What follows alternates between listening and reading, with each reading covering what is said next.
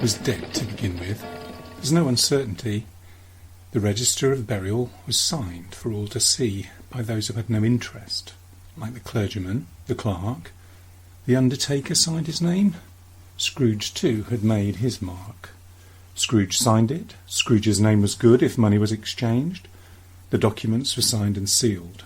The burial arranged. Marley was as dead as a doornail, his body in a cask.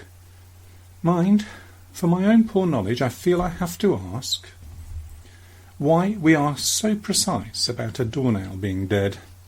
I might have been inclined to use a coffin nail instead. The deadest piece of ironmongery for a simile. The wisdom of our ancestors is good enough for me, and my unhallowed hand shall not disturb it from its seat, or the good country's done for. So, permit me to repeat emphatically that Marley was as dead as he could be, like the proverbial doornail, and for all eternity. Scrooge knew that he was dead, of course. He knew it for a fact. How could it be otherwise? He knew he had to act as his sole executor, his sole administrator, his sole witness, his sole beneficiary, and later, as his sole friend, he was the only mourner at the grave. And even Scrooge the businessman knew how he must behave, not dreadfully cut up or saddened by this grave event, but as a man of business. On the funeral day he spent some time in making bargains, and all solemnized, no doubt, with promissory notes that he had checked 3 times throughout. His funeral now brings me back to all the things I've said, back to the point I started from. There's no doubt he was dead. Nothing can come that's wonderful from all that I'll relate. If it's not clearly understood, Marley'd met his fate. Scrooge never painted out old Marley's name above the door, and there it stood, years afterwards, above the warehouse, for the firm was known as Scrooge and Marley. Sometimes people who were new to business called him Scrooge. Some called him Marley too. He answered to both names, for it was all the same to him. So, call him Scrooge or Marley, the response would still be grim. And at the grindstone he was mean, like flint so sharp and hard. A squeezing, wrenching, grasping man, with total disregard for others who lived harder lives, as money was his god. His life was ruled by business, and he didn't think this odd. A scraping, clutching, covetous old sinner, he had conspired to ensure that from his grindstone no steel would strike a fire of generosity. He had a cold, tight-fisted hand, so secret, self-contained, and like an oyster in the sand, was solitary, and the cold within him froze his face. It nipped his pointed nose, his shrivelled cheeks it would embrace, with stiffened gait and rheumy eyes. His grating voice would set your teeth on edge and pierce you through. Upon his head and eyebrows, and on his lean, wiry chin, a frosty rime was present. His gnarled face was strained and thin. His own low temperature, he always carried it about. He iced his office in the dog days, and there was no doubt at Christmas time he didn't thaw. No, not by 1 degree. External heat and cold had little influence, you see. No warmth could ever warm him, and no wintry weather chill. No wind that blew was bitterer than he. And there's more still. No falling winter snow was more intent upon its goal, no pelting rain less open to entreaty. On the whole, foul weather really didn't know just where to have him best. The heaviest rain and snow and hail and sleet and all the rest could boast advantage over him in only one respect. They often came down handsomely. Scrooge never did, except... No, there are no exceptions. No one stopped him in the street to wish him well. No vagrants begged a trifle at his feet. Nobody ever stopped him in the town with gladsome looks to say, "Dear Scrooge, how are you? Now, why don't you leave your books and come to see me, do, my friend?" No one inquired the way. No child asked Scrooge what time it was. And it is sad to say even the blind men's dogs appeared to know him very well, and when they saw him coming on, his foul mood they could tell. They'd tug their owners through a door into a darkened court, and then would wag their ragged tails as if they'd had the thought, "No eye at all is better than an evil eye, dark master. If we're heading home, I think we really should walk faster." Did Scrooge care? Not a bit.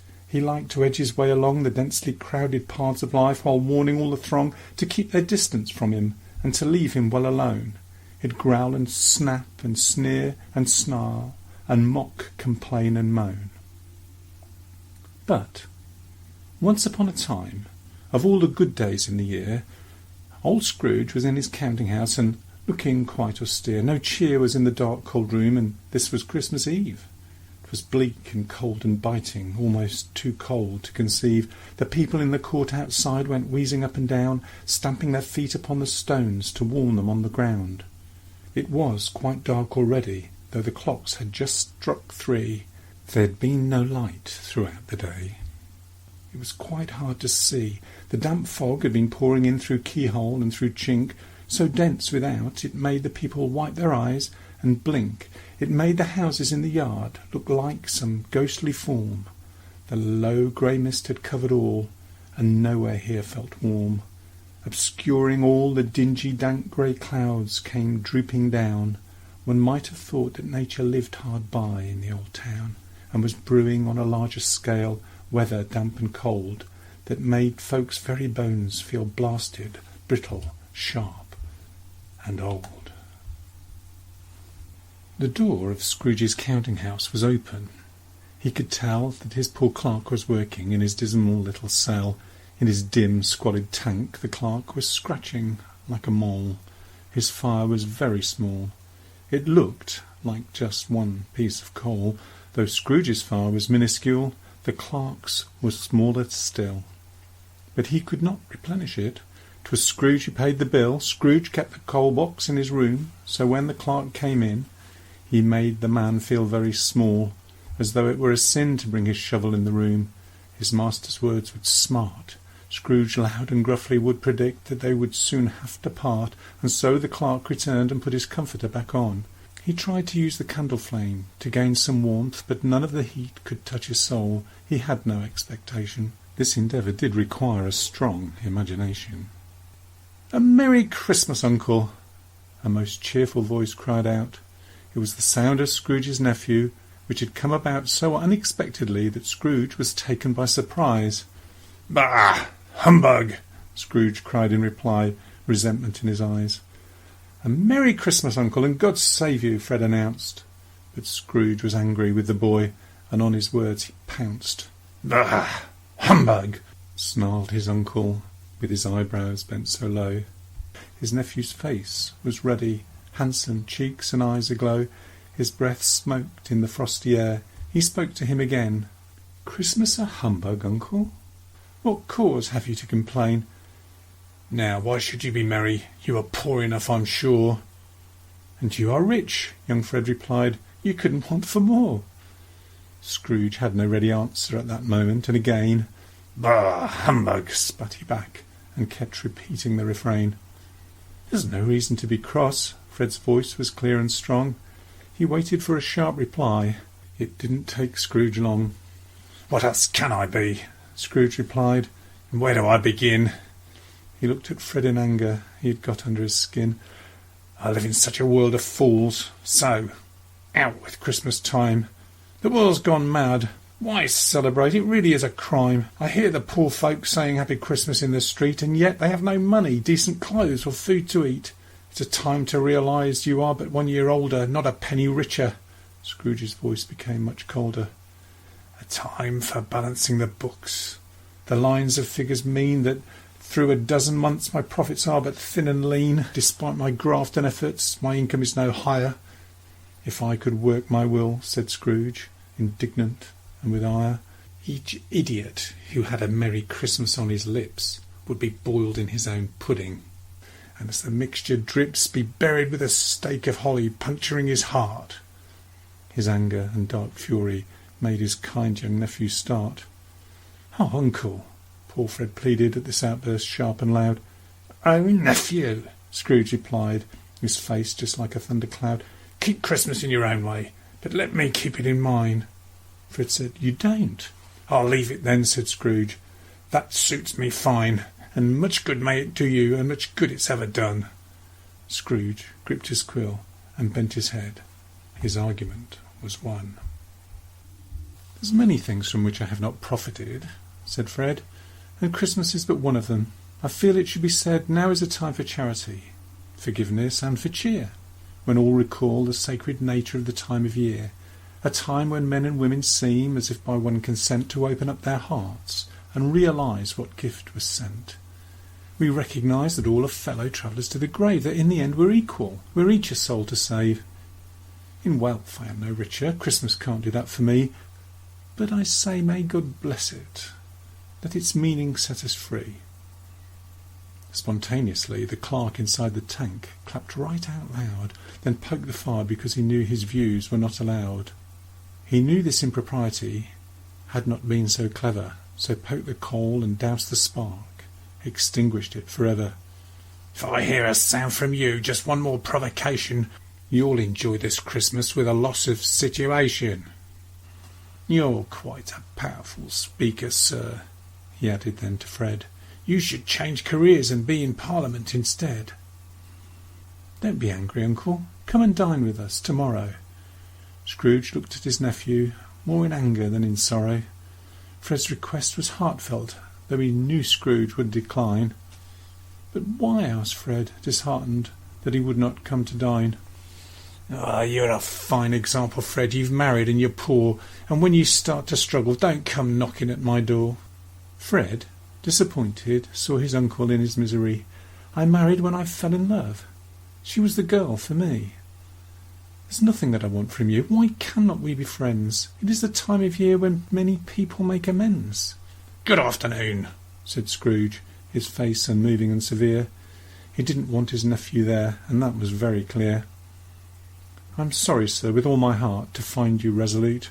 We've never had a quarrel, never been in a dispute. I've made my trial in homage to this Christmas, like a friend. You spurn me, but I'll keep my Christmas humour to the end."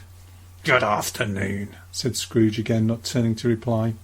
He watched his nephew leaving from the corner of his eye. Fred left without an angry word, and paused a while to see how Bob the clerk was doing, and they spoke most cordially. He greeted Bob and shook his hand and wished him all the best. Bob wished him Merry Christmas, and the two felt truly blessed. "A Happy New Year," said the clerk as Fred left through the door.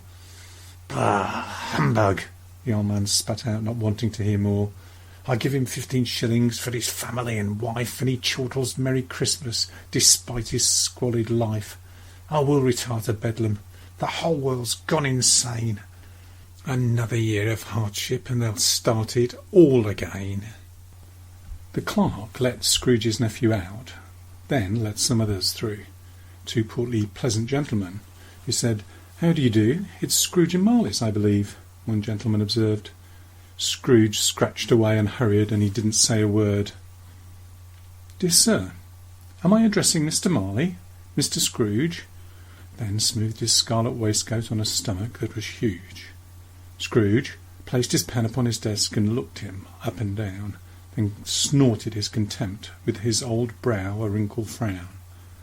"Marley's been dead for 7 years. He died this very night. His liberality lives on in you. Now, am I right?" The kindly 2 old gentlemen were looking for support, to help the poor at Christmas time. Old Scrooge could only snort. "Sir, at this time, upon the festive season of the year, we try to bring some comfort to the poor and offer cheer. The destitute and needy suffer greatly at this time. They are in want of common necessaries. It's a crime. And many folk are so in need of common comfort, sir." But Scrooge's stony, icy heart did not begin to stir. "Are there no treadmills, workhouses? The poor laws still in use?" "They are," they said, "and they must be the worst form of abuse." "I was afraid from what you said that something had occurred to stop them in their useful course," said Scrooge. "I'm glad I've heard that they are in full vigour then." His message was quite clear. "We're under the impression they can't furnish Christian cheer of mind and body to the multitude," returned the man. "A few of us, more fortunate, are doing what we can together. We're endeavouring to raise funds for the poor, to buy some meat and drink and means of warmth, and maybe more. We choose this time because the poor so rarely have a voice. When want is keenly felt, and in abundance we rejoice. What shall I put you down for, sir? Nothing, old Scrooge replied. You wish to be anonymous? The gentlemen both sighed. I've little time enough to work, as you can plainly see. I just wish to be left alone. Could you do that for me?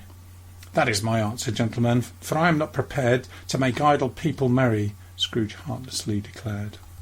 The establishments I've mentioned, I'll give them my support, so let the destitute go there, was Scrooge's sharp retort. Many folk would rather die, they said with consternation. Good, snapped Scrooge. That will reduce the surplus population. My taxes pay for all these things. Why should I pay for more? I support these institutions. Please leave, and close the door. You might know they should concern you. This is a world we share. Our business is our fellow men, for whom we have to care. It's not my business, Scrooge returned. I have enough to do. Mine occupies me constantly, and so, good day to you. They saw that it was futile to pursue the hopeless quest, and so withdrew disheartened, as they thought it for the best. So Scrooge resumed his labours in a more facetious mood, feeling quite self-satisfied after what had just ensued. Scrooge scratched with his old quill again. He had felt he'd won the day. His view of himself much improved. He'd said what he must say. Meanwhile, outside the fog and darkness thickened, cruel and drear. The church's tower could not be seen. Its old bronze bell rang clear with tremulous vibrations like the chattering of teeth. It struck the hour and quarters for those souls who walked beneath. This gruff old bell peeped slyly down on Scrooge throughout the week out of a Gothic window, but the weather was so bleak it had become invisible high in the ancient tower. Its presence only felt when it was called to strike the hour, and people ran with flaring links to guide folk on the way. In proffering their services they would not go astray. They walked before the horses that pulled carriages and carts, conducting them upon their way. The weather chilled their hearts, the cold became intense. Some workmen lit a warming fire, and gathered round were ragged urchins cold, in thin attire. Warming hands with every spark and flame, they tried to capture the heat, their eyes winking from the light as if in rapture. The sullen water-plug, in solitude, to be precise, had frozen and congealed, and turned to misanthropic ice. The light from all the Christmas shops glowed gaily. It was plain their brilliance brought the passers-by to look in once again. There were holly sprigs and berries that crackled in the heat, and lamps that glowed to great effect to highlight all the meat of the poulterers and butchers. They were a splendid joke. The glowing lights illuminated all the passing folk. A truly glorious pageant. Such displays of charm and wit. Hard to believe the principles of trade were part of it. In Mansion House the mayor ordered 50 cooks to cook. The quiet little tailor, whom the mayor had caused to book the week before for being in a rather drunken brawl, stirred up tomorrow's pudding. As his wife went through the hall, she sallied out with baby to the shops to buy their beef. He was only fined 5 shillings. That came as some relief. Foggier yet and colder, piercing, searching, biting, cold. The chilling winds were bitter. Oh, such weather to behold! If good St. Dunstan had but nipped the evil spirit's face with weather such as that, it would have put him in his place. The owner of one scant young nose stooped down at Scrooge's door, gnawed by the hungry cold, as bones are gnawed by dogs. The poor but hopeful tender boy then broke into a Christmas song, but barely had a line been sung, he knew something was wrong. God rest ye merry gentlemen, he sang full loud and clear. Scrooge seized a ruler to throw at him, but he ran off in fear. At length the hour of shutting up the office had arrived. With ill will Scrooge dismounted from his stall, and then he spied his tremulous expectant clerk still standing in the tank, who quickly snuffed his candle out, his face a perfect blank. "You'll want all day tomorrow, I suppose?" Scrooge asked his clerk. "If quite convenient," Bob replied. His master's face was dark. "It's not convenient," Scrooge replied. "And you'd not think it fair if I then stopped you 1/2 a crown?" This thought gave Bob a scare. He smiled, but only faintly, and then answered with his plea. "It's only once a year." But Scrooge felt little sympathy. "A poor excuse for picking a man's pocket every year. I suppose you must have all the day, but ensure you're here the earlier on Boxing Day." Bob promised that he would. Scrooge with a growl departed, now that that was understood. In just a blink, Bob shut up shop and stepped into the cold. He had no greatcoat, just his hat, and that was very old. His comforter wrapped round his neck, he walked into the town and joined the sliders on the ice, and never once fell down. And 20 times he slid along the Cornhill with the boys, in honour of the season and for all its blissful joys. He loved the world and Christmas time, although his life was tough. He ran straight home to Camden Town to play at Blindman's Buff. And in his melancholy tavern Scrooge sat down to eat his melancholy dinner of some melancholy meat. He read the papers in his chair and never spoke at all. He read the papers, every one, in order to forestall leaving early. Or he could spend the evening by the fire with his black banker's book, of which he never seemed to tire. When this was done, and all the papers duly had been read, he donned his hat and muffler, and then shuffled home to bed. He lived in chambers that were owned by Marley, now deceased. It was a gloomy residence. The fog had now increased. It was a lowering building that once had its praises sung.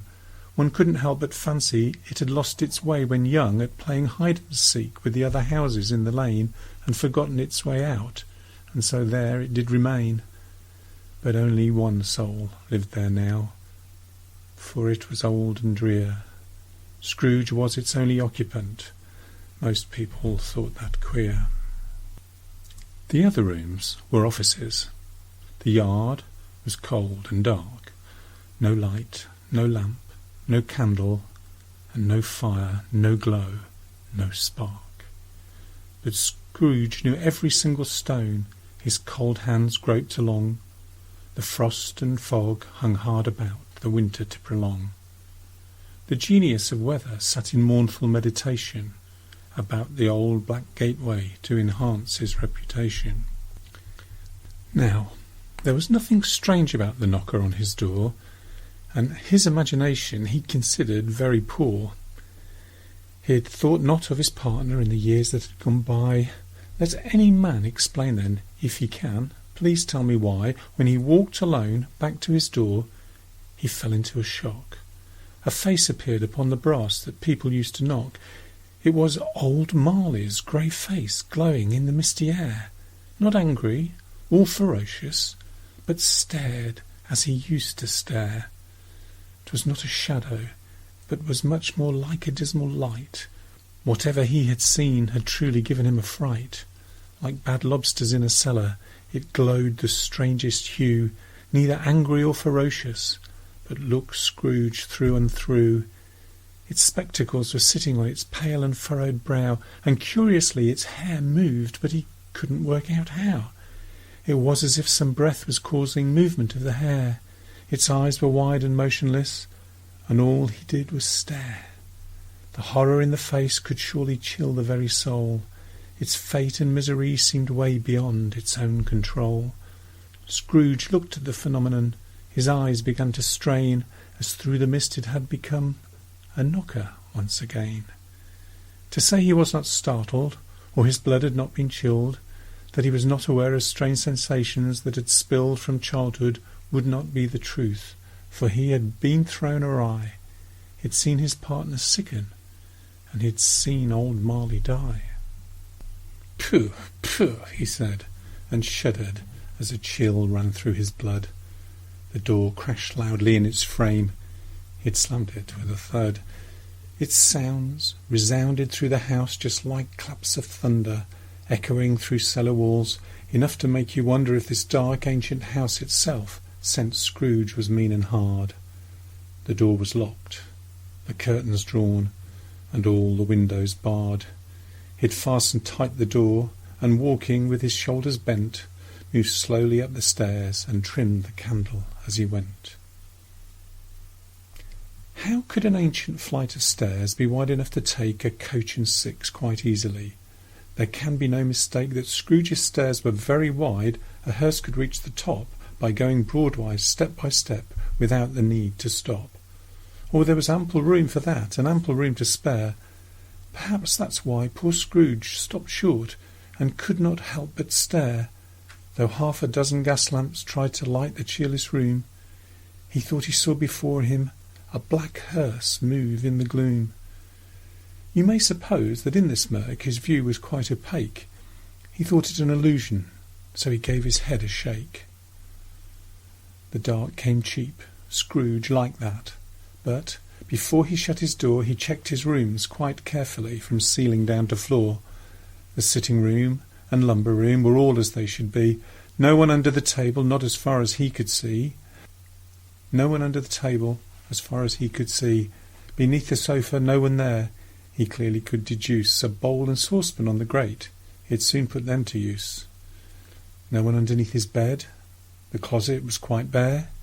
His dressing gown looked rather strange, the way that it hung there.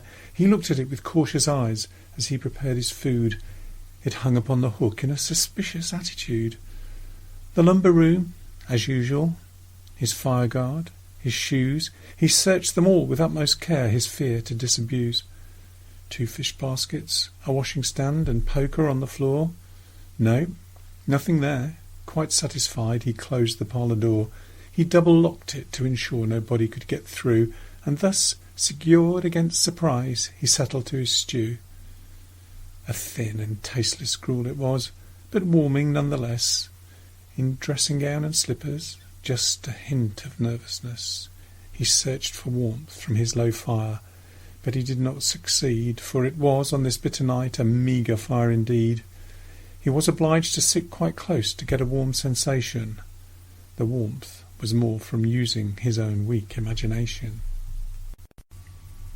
The fireplace was old, built by Dutch merchants long ago, and paved around with quaint Dutch tiles. A spiritual tableau. The Queen of Sheba, Cain's and Abel's, Pharaoh's daughters too, angels descending through the air on clouds in skies of blue.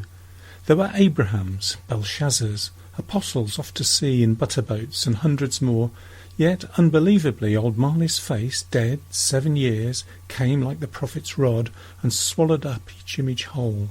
Scrooge thought this very odd, for on the surface of each tile he'd see his partner's face.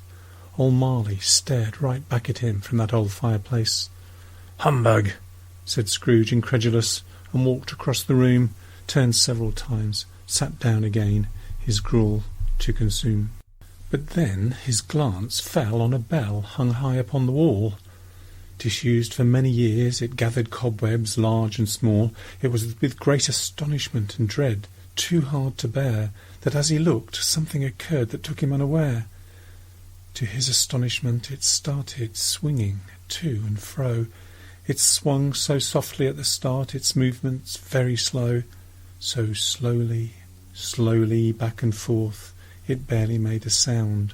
But soon it rang out stridently and echoed all around. The other bells about the lonely house began to ring, until the noise became so loud it was quite deafening. It lasted half a minute, but it seemed more like an hour. It was a ghostly tolling from some dark, unearthly power. The bell hung high upon the wall. Disused for many years, it gathered cobwebs large and small. It was with great astonishment and dread, too hard to bear, that as he looked, something occurred that took him unaware. To his astonishment it started swinging to and fro. It swung so softly at the start, its movements very slow, so slowly, slowly back and forth, it barely made a sound. But soon it rang out stridently and echoed all around.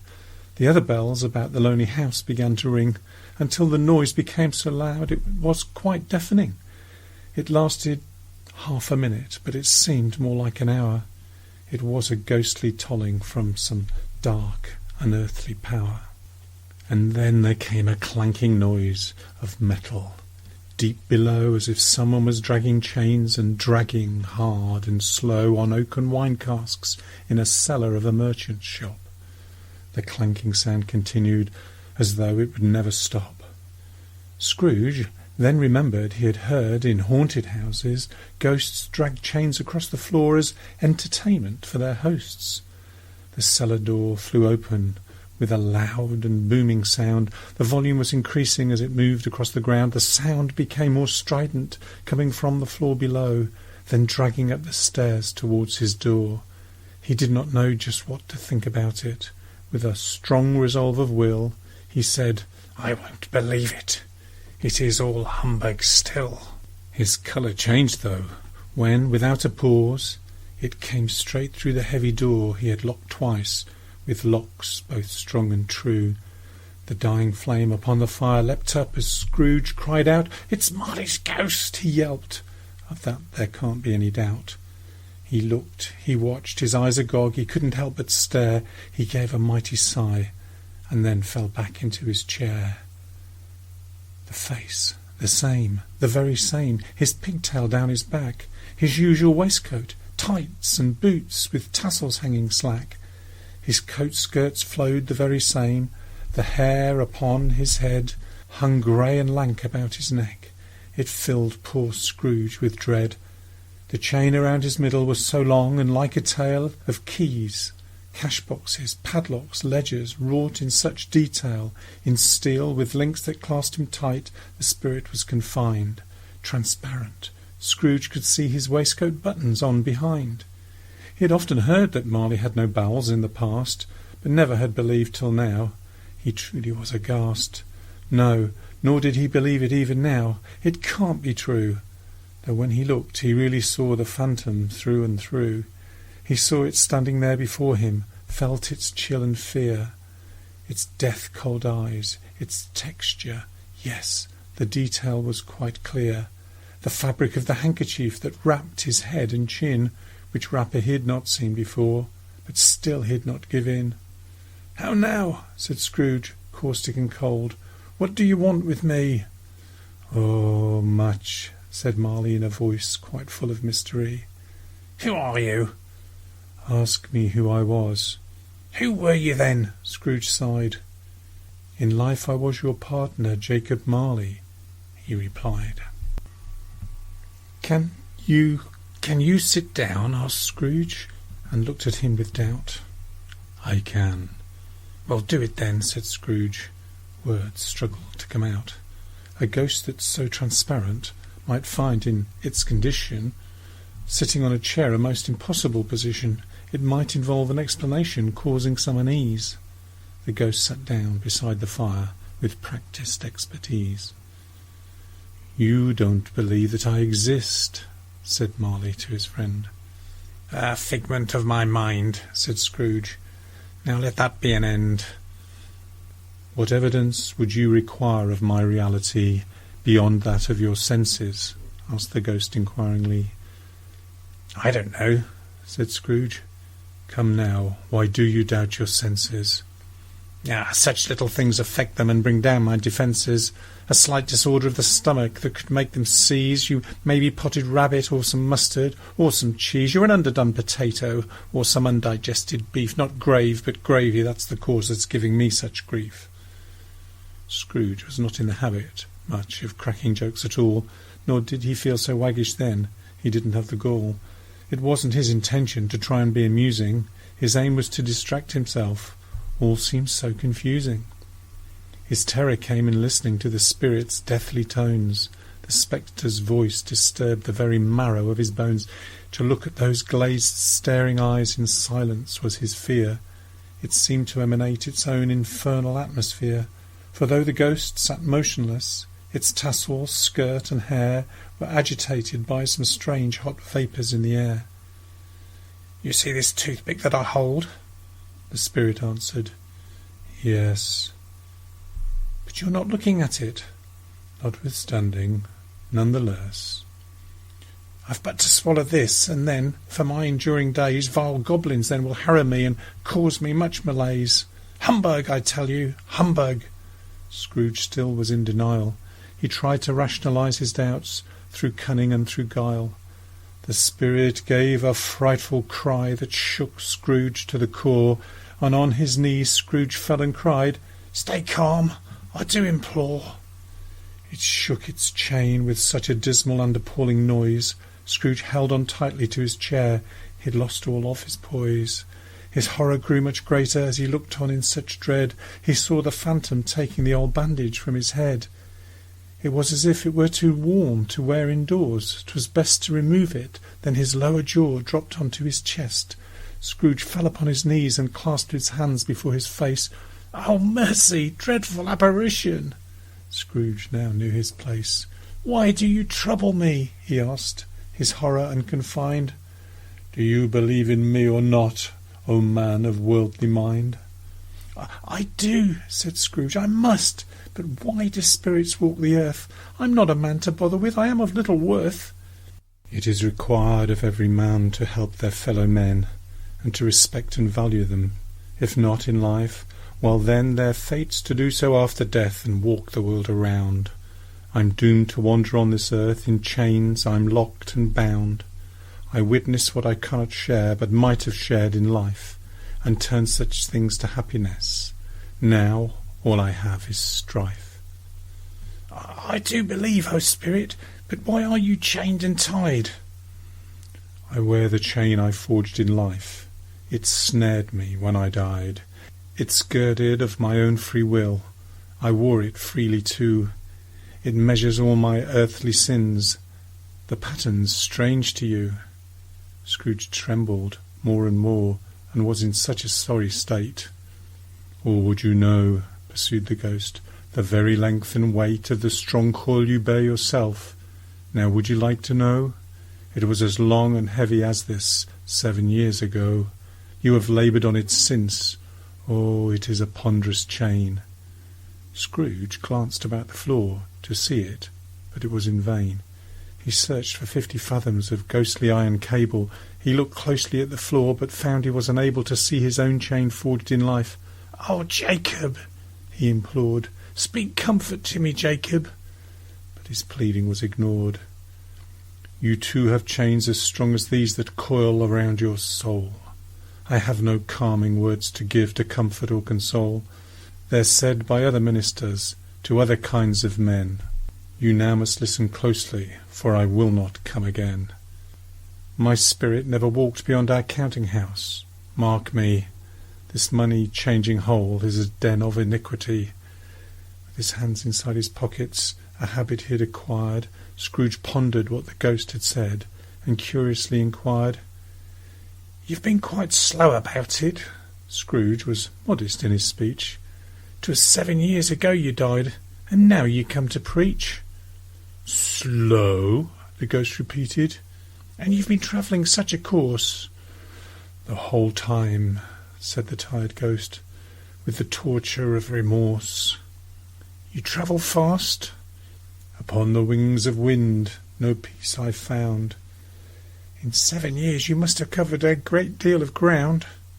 On hearing this, the tortured ghost set up another cry, and clanked its chain so hideously, Scrooge thought that he might die.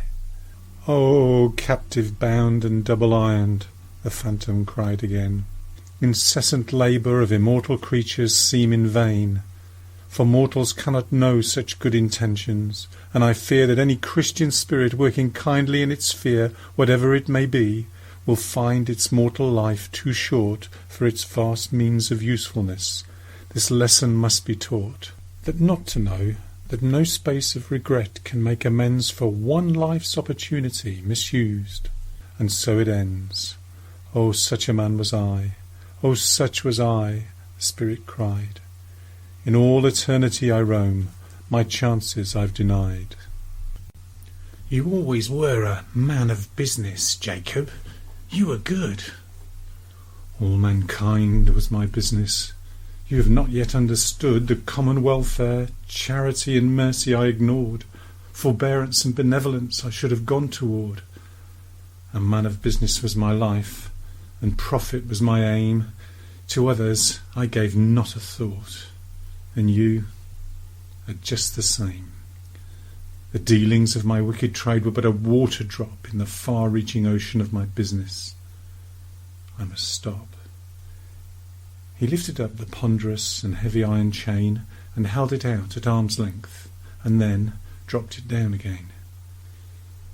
And at this rolling time of year, I wander as a ghost. Why did I turn my eyes away from those who suffered most? Why did I never raise them to that blessed sacred star which led wise men to that poor place from distances afar?